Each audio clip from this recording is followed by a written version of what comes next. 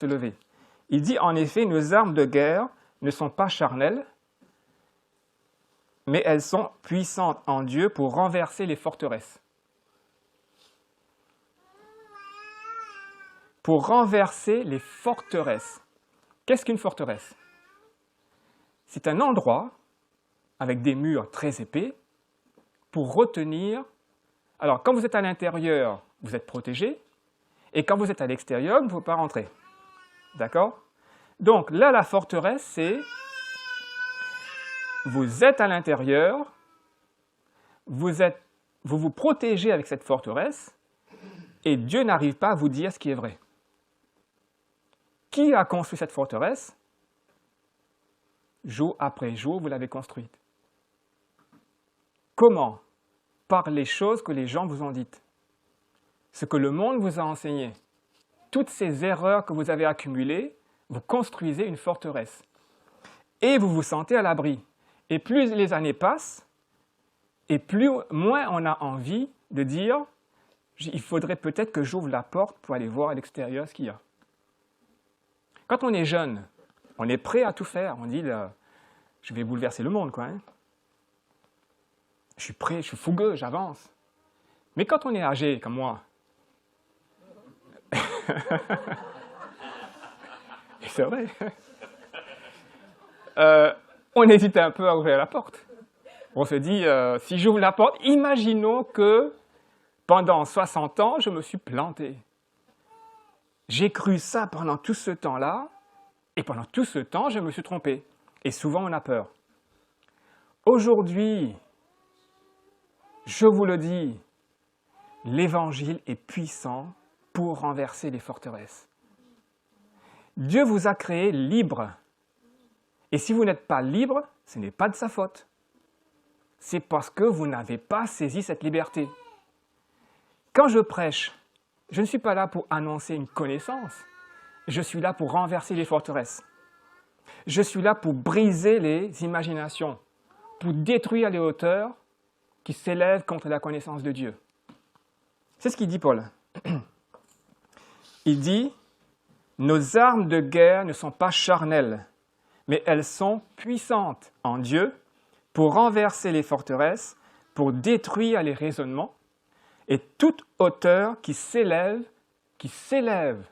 contre la connaissance de Dieu et pour amener toute pensée captive à l'obéissance de Christ. » Il y a 3 choses qui s'élèvent contre la connaissance de Dieu.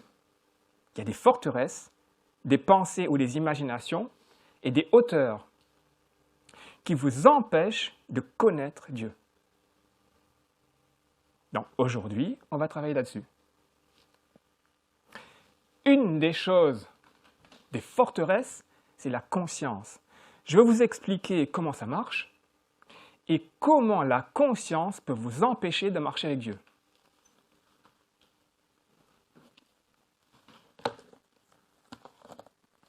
Premièrement, il faut savoir que, vous pouvez le voir dans Galates 5.1, nous sommes créés, je vais vous le lire, en Christ. C'est très important ça de savoir qu'est-ce que Dieu a voulu de nous. Galates 5.1, tenez-vous donc ferme dans la liberté dont Christ vous a rendu libre. On n'était pas libre. Il nous a rendus libres. Si aujourd'hui tu ne te sens pas libre, ce n'est pas parce que Christ n'a pas fait son boulot. C'est parce que tu ne t'es pas saisi de cette liberté. Et une des servitudes du chrétien, c'est là, la conscience.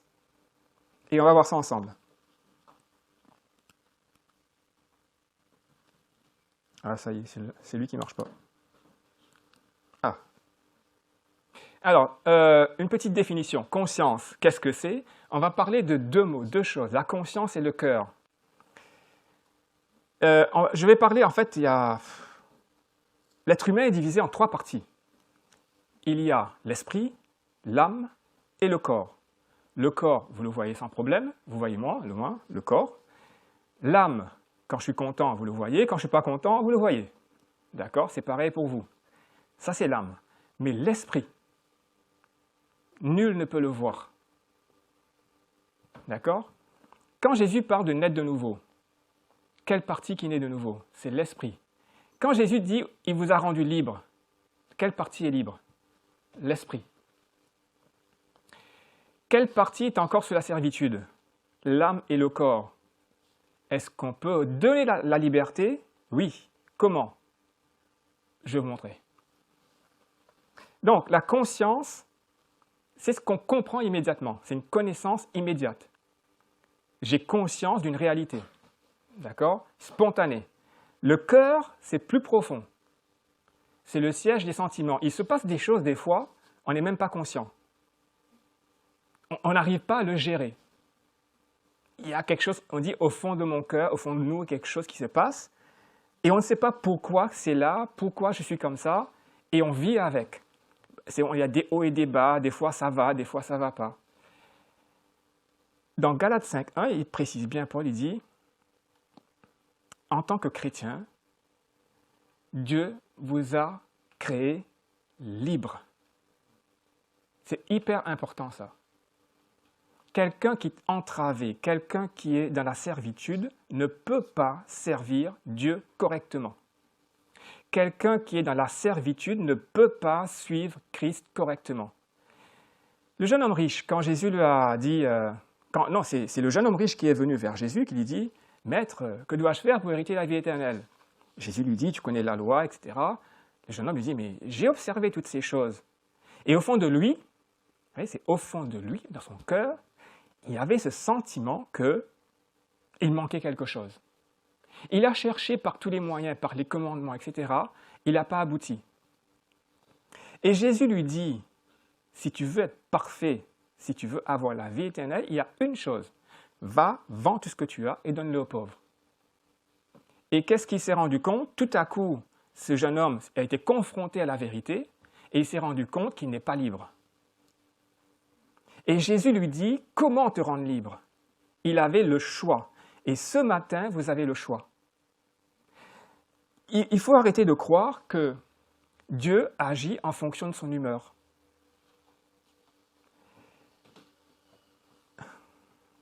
Jésus est venu prêcher le royaume de Dieu. Qui dit royaume, dit roi. Qui dit roi, dit loi. Le royaume de Dieu fonctionne par des lois, pas par l'humeur de Dieu. Des lois. Jésus a dit à Pierre, je te donnerai les clés du royaume. Je vais te dire comment ça marche, comment ça fonctionne, comment tu dois œuvrer pour que les choses arrivent. Ça n'arrive pas de manière sporadique, de manière aléatoire. Quand vous priez, si vous croyez que Dieu, la réponse va venir, je ne sais pas trop, la probabilité est forte et faible. Non, ce n'est pas une question de probabilité, ce n'est pas une question d'humeur, c'est une question de certitude. D'accord? Donc, la conscience, connaissance immédiate et spontanée, le cœur, ça c'est le plus profond, là où il y a le siège des sentiments. Alors, on va voir dans 1 Timothée, Paul qui parle à Timothée. Parce que Timothée, il était suivi par l'apôtre Paul. C'est Paul qui le formait. Il dit, mon fils, 1 Timothée 1, 18, 19. Mon fils Timothée, ce que je te recommande, c'est que conformément aux prophéties qui ont été faites précédemment sur toi, tu combattes, suivant elles, le bon combat. Alors, il y a des gens qui croient qu'il faut combattre, mais ils ne combattent pas le bon combat. Ils frappent n'importe où. En gardant, regardez bien, en gardant la foi et une bonne conscience. Il n'a pas dit en gardant que la foi. En gardant la foi et une bonne conscience, quelques-uns ayant perdu celle-ci ont fait naufrage quant à la foi. Une mauvaise conscience peut amener à un naufrage dans votre foi. C'est important quand même, non? Si la conscience, une mauvaise conscience, peut faire naufrager votre foi, moi j'y ferai attention. Hein? C'est ce qu'il dit là. Hein? Quelques-uns ayant perdu celle-ci, une bonne conscience, ils ont abandonné la foi. Et je peux vous dire, je vous promets, c'est le cas de beaucoup de chrétiens. Mauvaise conscience. Donc, comment faire? Alors déjà, qu'est-ce que c'est qu'une mauvaise conscience? C'est une conscience qui a été abreuvée par des paroles qui ne sont pas de la vérité. C'est une conscience qui a été construite par des choses totalement erronées et fausses. C'est une conscience qui va vous accuser. Qui n'a jamais ressenti au fond de lui, quand il s'approche de Dieu, je vais mettre des mots dessus. Je fais une prière, je m'approche de Dieu, et au fond de moi, je dis, oui, je sais que Dieu est bon, ça c'est ok, pas de problème. Je sais que Dieu est puissant, pas de problème. Je sais que je peux demander ça à Dieu, ok. Mais quand il s'agit, est-ce qu'il va le faire pour moi? Là, il y a un petit truc qui coince, oui, mais pourquoi il le ferait pour moi, quoi? Je me sens pas à la hauteur, pas digne. Je me sens pas méritant de tant d'amour, tant de choses de Dieu. C'est là où ça coince. Pourquoi ça coince dans ton cœur? Parce que ta conscience souille ton cœur. Il y a une façon de fonctionner. Et donc, ici dans Hébreux 9, il dit « Car si le sang des taureaux et des boucs », ça c'est dans la loi mosaïque, hein, c'est ce que Moïse avait prescrit, si le sang des taureaux et des boucs et la cendre de la génisse qu'on répand sur ceux qui sont souillés, les sanctifie quant à la pureté de la chair, ça n'enlève pas le péché, hein, le péché demeure toujours, combien plus le sang de Christ, qui par l'Esprit éternel s'est offert à Dieu lui-même sans tache, regardez bien, purifiera-t-il? Purifier veut dire rendre pur. Quelque chose qui n'est pas pur est impur. Impur veut dire il y a un mélange. Il y a deux choses, deux ou trois ou plus. Purifiera-t-il votre conscience des œuvres mortes? Si ta conscience est entachée par des œuvres mortes, elle n'est pas pure et cette conscience va souiller ton cœur et ton cœur ne sera pas rassuré devant Dieu et quand tu vas te présenter dans la prière par la foi, ton cœur, il va flancher. Tu n'auras jamais une pleine assurance, une pleine certitude. Tu vas toujours douter. D'accord? Donc, ça commence par la conscience. Donc, purifiera-t-il votre conscience des œuvres mortes afin, pourquoi le sang de Christ a voulu purifier notre conscience? Afin, le mot afin est important, hein, c'est l'objectif, que vous serviez le Dieu vivant. Ce qui veut dire, si ta conscience n'est pas purifiée, tu auras beaucoup de mal à le servir. Tu auras du mal à avancer. Tu auras du mal à glorifier son nom. Tu vas être toujours chancelant, hésitant, doutant, se rétractant, évitant les choses difficiles. Et comment on enlève ces œuvres mortes? C'est par le sang de Christ. Alors on dit, mais concrètement, pratiquement, comment je fais ça? Est-ce que je vais dire, par le sang de Christ, je suis purifié? Non, c'est pas ça. Il faut comprendre ce que Christ a fait pour toi à la croix. Une des choses que j'ai résumées, Galates 5.1, il t'a rendu libre. Romains 8.1, regardez, Romains 8.1. Étant donc justifié par la foi, il n'y a plus aucune condamnation.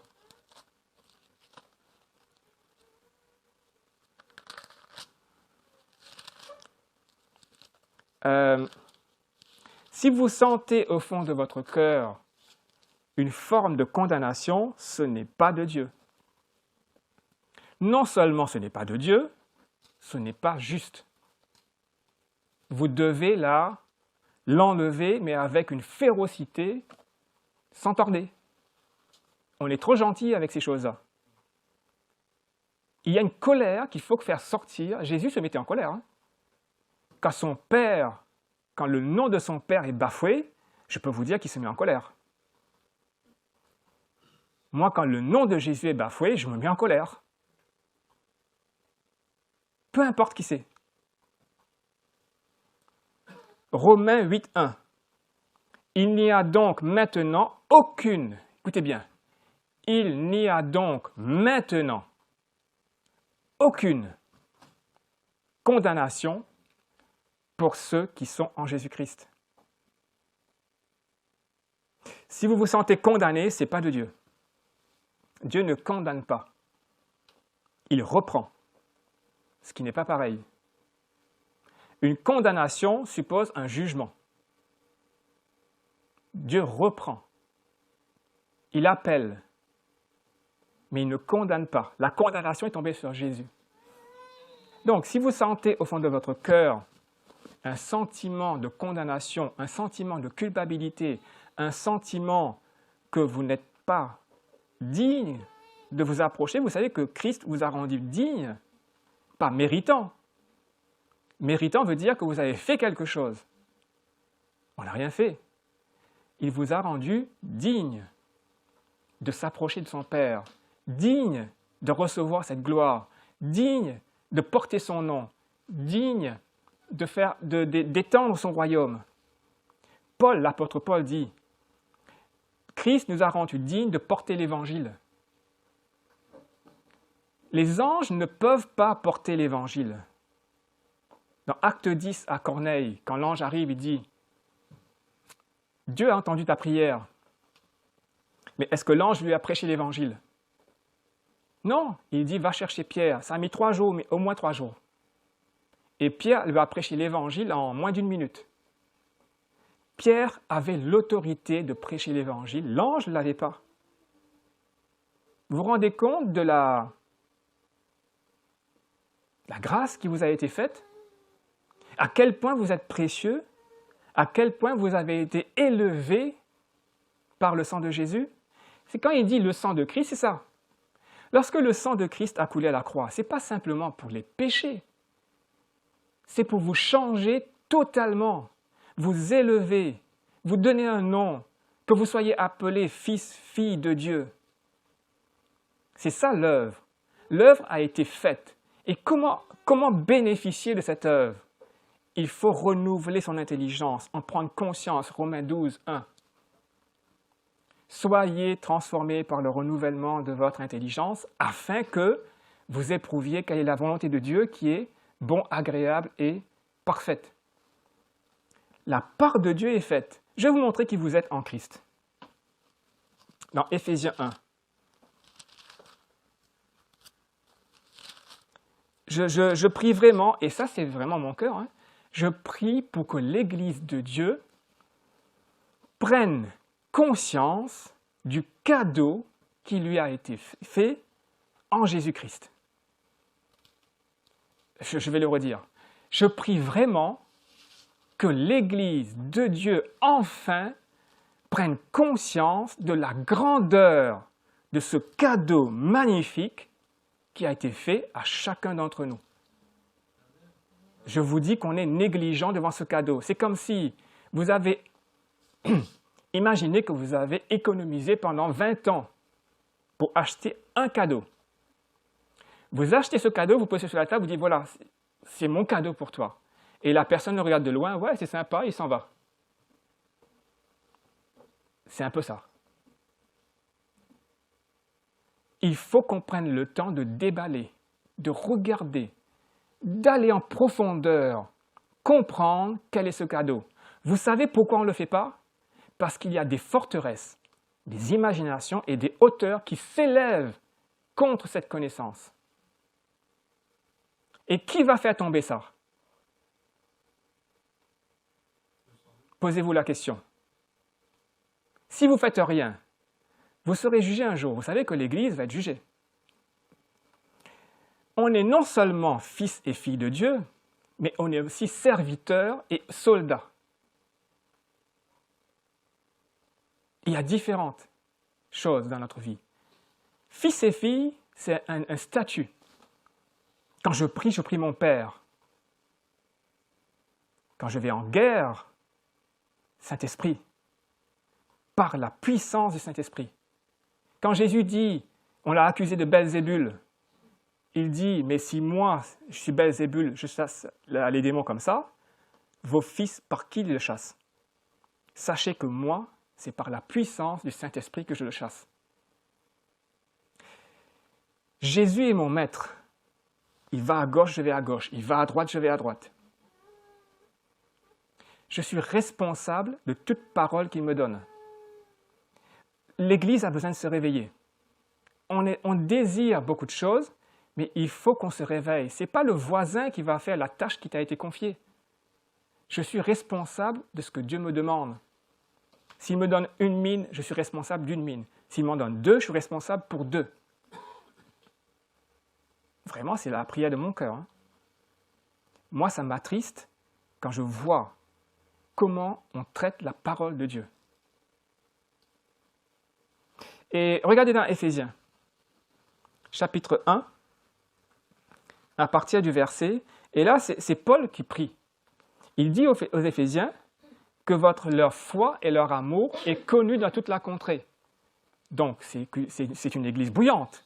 On va dire que c'est une église qui bouge, une église qui avance, qui manifeste, etc. Et il dit, mais il faut que je prie parce que ce que vous voyez là, l'effet, l'impact que vous avez dans votre contrée, n'est rien à côté de ce que Dieu vous a donné et que vous avez besoin d'appréhender, de comprendre et de vous en saisir. Et donc, il dit dans Éphésiens, c'est pourquoi,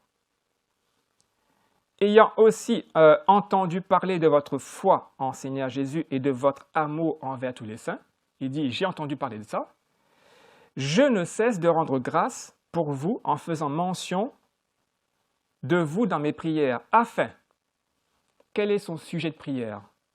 Que le Dieu de notre Seigneur Jésus-Christ, le Père de gloire, vous donne un esprit de sagesse et de révélation, dans quoi? Dans sa connaissance. Ça, c'est le but. Et vous avez des forteresses, des imaginations, des pensées, des hauteurs qui vont s'élever contre ça. Qu'il éclaire les yeux de votre entendement afin que vous connaissiez quoi? Quelle est l'espérance à laquelle vous êtes appelés et quelles sont les richesses de la gloire de son héritage dans les saints? Et quelle est envers nous qui croyons? Est-ce que vous croyez? Oui. Donc, je peux le relire. Et quelle est envers toi qui crois? Toi, là, qui crois. Si tu crois, quelle est envers toi qui crois? Je suis dans Éphésiens 1, 19. Hein?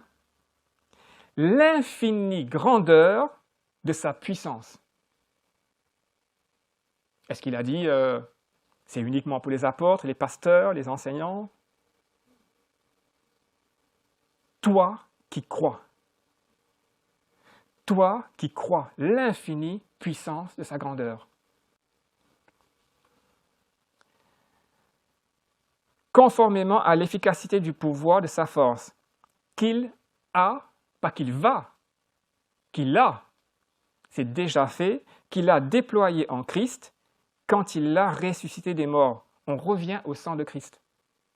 C'est ça qui a été fait à la croix. Et qu'il l'a fait asseoir à sa droite dans les lieux célestes, au-dessus, écoutez bien là, hein? Là il parle de Christ, où est-ce qu'il a été placé? Au-dessus de toute principauté, de toute puissance, de tout pouvoir, de toute domination et de tout nom, chaque chose a un nom. Même un arbre a un nom. Une maladie a un nom. Le nom est important. Hein? Vous avez remarqué que dans l'Ancienne Alliance, Dieu changeait les noms. Abraham en Abraham, Sarai en Sarah. D'accord? Jacob, Israël. Le nom a de l'importance. Et Jésus, il parlait aux arbres, il parlait au vent. Il dit, toi, la mer, tais-toi. D'accord? C'est important ça. Une maladie a un nom. Quand vous parlez à une maladie, vous nommez son nom. Et le nom de Jésus est plus grand que ce nom. Le principe d'autorité. Vous allez dans l'armée. Cherchez le nom du général. Ben, les autres, les noms sont en dessous. Alors, si vous dites quelque chose au nom du général, les autres, ils plient les genoux, ils disent « Ok, on fait ». Et quand vous dites quelque chose au nom de Jésus, il n'y a pas un nom plus grand que ce nom. Et ce nom a été donné à qui? À toi qui crois.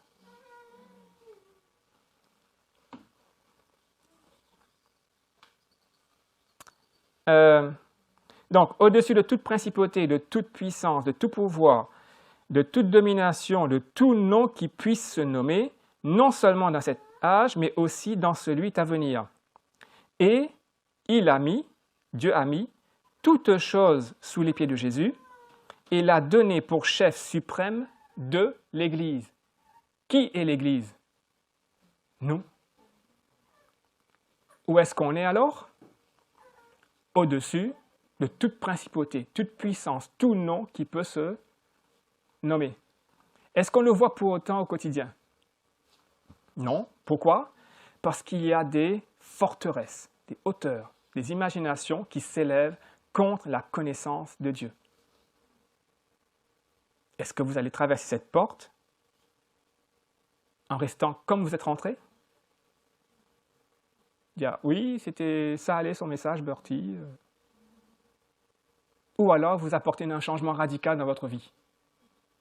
Moi, j'ai dit, Seigneur, quand je me lève le matin, chaque jour qui passe, je lui dis un jour plus près de toi. Je vais bientôt mourir, j'ai un jour en moins et je ne veux pas gaspiller ce jour. Chaque jour qui passe, ma première pensée, ton royaume. Glorifier ton nom, parce qu'une fois que je suis mort, je ne peux plus rien faire. C'est fini. Qui est son corps et la plénitude de celui qui remplit tout en tous. Et dans Colossiens, chapitre 3,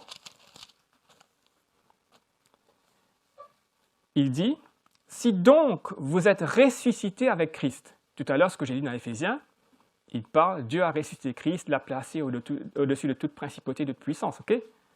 Et tout a mis sous ses pieds, et ainsi de suite, le nom au-dessus de tout nom. Ça, c'est Christ. Il dit donc, Colossiens 3:1, si donc vous êtes ressuscités avec Christ, cherchez les choses d'en haut, où Christ est assis à la droite de Dieu.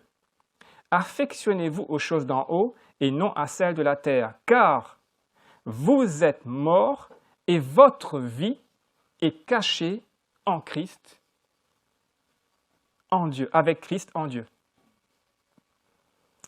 Ta vie, elle est où? Elle est en Christ, au-dessus de toute principauté, toute puissance, à la droite de Dieu. Alors, comment vas-tu agir?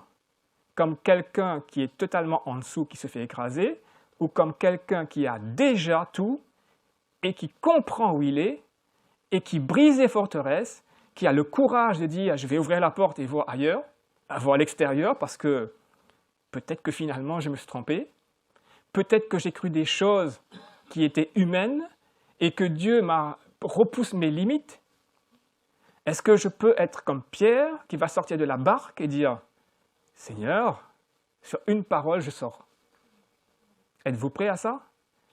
Vous savez que le royaume de Dieu, si vous voulez obtenir ce que Dieu vous donne, il faut être violent. Pas violent dans le sens « je tape les autres », hein. Violent dans le sens « je me dépasse ». Je ne regarde pas les choses du monde. Je ne regarde que ce que Dieu me dit. Il y a un homme qui s'appelle Bigossoff, il dit « Je ne crois pas à ce que j'entends, je ne crois pas à ce que je vois, je ne crois uniquement qu'à ce que la parole de Dieu dit. » Amen. Vous êtes réveillés là?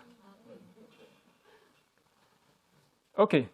Donc, quand je dis, quand c'était écrit ici, le sang de Christ purifiera votre conscience des œuvres mortes, si vous ne mettez pas la parole de Dieu dans votre vie, automatiquement, vous allez avoir des œuvres mortes. Je vous donne une image très simple. Nettoyez ce terrain et laissez le terrain à l'abandon. Est-ce que vous pensez que vous allez avoir des rosiers, des pâquerettes bien rangés? Non, jamais, jamais vous verrez ça. Vous verrez quoi? Des ronces, de la mauvaise herbe, etc. Naturellement, la terre vous le montre. Quand vous laissez à l'abandon, vous laissez comme ça naturellement faire les choses, vous avez des ronces, des épines, tout ce que vous ne voulez pas. Si vous voulez les bonnes choses, il faut travailler. Il va falloir creuser, ratisser, machin, etc., planter, ranger, pour voir un potager et des fleurs. Naturellement, vous le verrez jamais.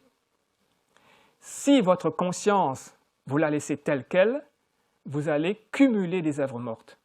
Et ne soyez pas étonnés si vous vous sentez coupable dans votre cœur et si par la suite votre foi elle est branlante comme ça. Lorsque vous devez mettre votre foi en action, vous sentez que ça commence à bouger. La plénitude de la foi repose sur un cœur qui est rassuré. Et comment est-ce qu'on rassure un cœur? Je vous le montre après. Il est important que vous preniez une décision. Ne croyez pas qu'il faut prier 3 semaines et jeûner pour prendre une décision. Hein. Quand Jésus a dit au jeune homme riche, va vendre tout ce que tu as, vous pensez qu'il a attendu 3 semaines? Tu fais quoi? Ah, t'es parti? Ben, je m'en vais. La décision, c'est maintenant. Il faut arrêter de repousser, de dire oui, il faut que je réfléchisse. Non. Vous réfléchissez, vous engendrez des œuvres mortes. Afin que vous serviez le Dieu vivant. Ok, on avance. Hébreux 10. Et ayant un grand sacrificateur établi sur la maison de Dieu, approchons-nous avec un cœur sincère. Le mot sincère qui est écrit ici, en fait, il faut le comprendre comme un cœur vrai, pas factice, pas du toc, mais vrai par rapport à quoi? Vrai par rapport à ce que l'Évangile dit qu'il a fait de toi. Donc, il dit, approchons-nous. Regardez bien, ce n'est pas Dieu qui s'approche, c'est toi qui t'approches. Approchez-vous de Dieu et il s'approchera de vous. Approchons-nous avec un cœur vrai. Si ton cœur n'est pas vrai, tu ne tiendras pas devant lui. Je pense que vous avez tous connu cette expérience. Ok, j'ai la foi tout bouillant. Moi, j'ai connu ça plein de fois. Hein. Et j'ai connu les murs aussi plein de fois. Donc, très zélé, très excité, voilà, j'ai la foi. On y va. Et le moment décisif où il faut tenir ferme sur ta foi pour dire « oui, Dieu m'a dit, etc., je vois la solution », au fond, on en a un peu... Pourquoi? Parce que ma conscience est en train de me massacrer mon cœur et ma foi devient branlante. Ça, c'est vrai. Je l'ai vécu. De l'autre côté aussi, lorsque je change ma relation avec Dieu et que j'ai mon cœur qui est rassuré devant mon Père, parce que j'aime mon Père et il m'aime, alors je peux vous dire, quand la foi elle est là et que ce cœur est rassuré, les murs ils tombent. Hein. Ils tombent. C'est une certitude. Il n'y a pas le moindre doute. Le mur il tombe même avant qu'on le voie. Donc, ici, approchons-nous avec un cœur sincère, donc un cœur vrai, tel que Dieu le veut, dans une pleine certitude de foi. Il faut s'approcher de Dieu avec une pleine certitude de foi, ayant les cœurs purifiés des souillures d'une mauvaise conscience. C'est ce que je disais tout à l'heure. Ayant ton cœur purifié des souillures d'une mauvaise conscience. En gros, ta conscience souille ton cœur. C'est nous-mêmes qui faisons les choses. Si ta conscience n'est pas lavée, elle va souiller ton cœur. Et si ton cœur n'est pas purifié, lorsque tu t'approches de Dieu, tu n'auras jamais une pleine certitude de foi. Et le corps lavé d'une eau pure.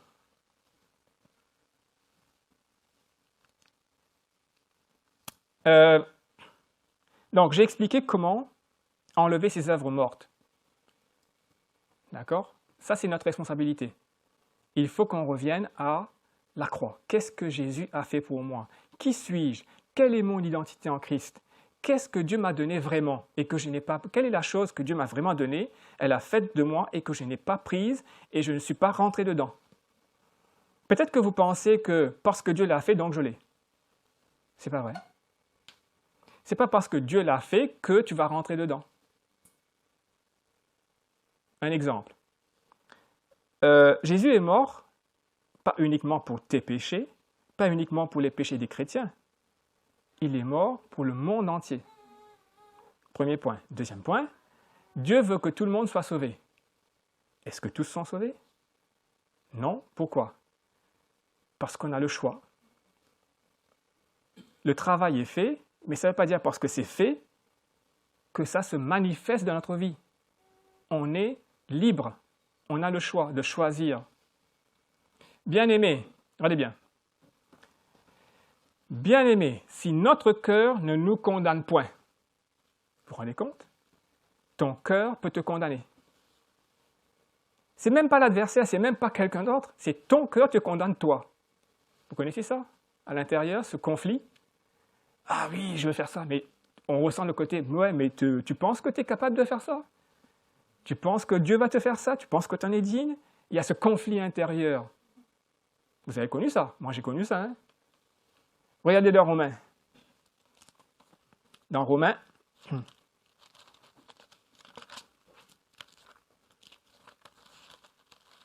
chapitre 2.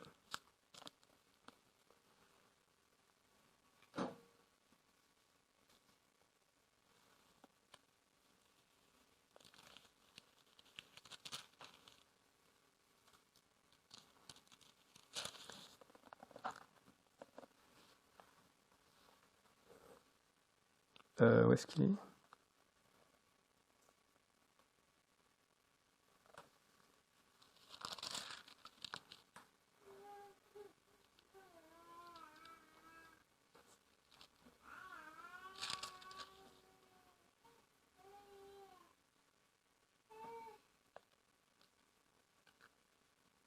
Bon, ça devrait être, je ne retrouve pas. Il dit que les païens, ils ont la loi écrite dans leur cœur et les pensées s'accusant et se défendant tour à tour. Combien? 2,14? Merci. Voilà, 2,14, merci. Or, quand les gentils ou les païens qui n'ont point la loi font naturellement les choses de la loi, n'ayant point la loi, ils se tiennent lieu de loi à eux-mêmes. Ils font voir que ce qui est prescrit par la loi est écrit dans leur cœur, leur conscience, allez bien, leur conscience leur rend témoignage. Il faut que ta conscience te rende un bon témoignage. Et pour que ta conscience te rende un bon témoignage, il faut la purifier. Et comment tu la purifies? Il faut savoir ce que Christ a fait à la croix pour toi. Et il faut l'appliquer. Leur conscience leur rend témoignage et leurs pensées les accusent ou les défendent. La pensée, c'est important, mais vous n'imaginez pas à quel point. Tout commence par la pensée. Tout, absolument tout. Regardez dans le jardin d'Éden. Ça a commencé quoi? Dieu a vraiment dit? Une pensée. Dans le désert avec Jésus, Satan, comment il tente Jésus? Oui, il dit, tu vois cette gloire? Imagine-toi là, des imaginations, que je te donne ça. Vous savez que dans la Bible dit, Jésus a détruit tout l'ennemi. Il l'a massacré. Le mot utilisé veut dire massacrer à la croix. Ce qui veut dire, il n'a plus aucun pouvoir. Il n'a plus aucun pouvoir sur toi. Mais il reste rusé. Il frappe où? La pensée. Et si nous, chrétiens, on néglige de comprendre ce que Dieu a fait de nous, vous imaginez bien que nous sommes des marionnettes entre ses mains. Il nous fait croire tout ce qu'il veut. Il nous fait croire n'importe quoi si vous ne connaissez pas la vérité. Pour ça, il est doué. Il n'a pas d'autre arme. Il faut arrêter de croire et de dire que Satan est fort, il est puissant. C'est totalement faux. Nulle part dans le Nouveau Testament, vous verrez ça. Nous sommes délivrés du royaume des ténèbres. Nous sommes affranchis, délivrés, totalement. Un conseil que je vous donne, je ne vais pas développer ce conseil. N'expliquez jamais l'Évangile par votre vécu. En disant, tu vois que j'ai vécu ça, donc l'Évangile veut dire ça. Jamais ne faites ça. Expliquez votre vécu par l'Évangile. J'ai vécu ça, que dit l'Évangile? Il dit ça, donc je comprends, j'interprète mon vécu à travers la lumière de l'Évangile. Mon vécu n'est pas la vérité. Jésus est la vérité. Si moi, dans mon vécu, je fais un truc et ça se passe bien, et mon voisin fait la même chose et ça se passe mal, alors là, on a deux évangiles.